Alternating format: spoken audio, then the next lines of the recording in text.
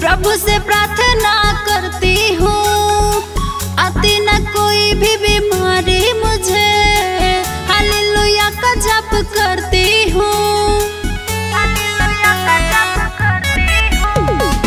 सुबह और शाम बाइबल पढ़ती हूँ, प्रभु से प्रार्थना करती हूँ, आती न कोई भी बीमारी मुझे, हालेलुया का जप करती हूँ।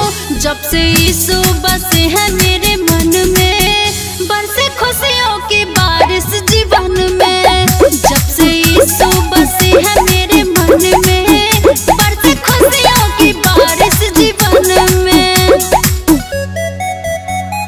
खुशियों की बारिश, बरसे खुशियों की बारिश जीवन में।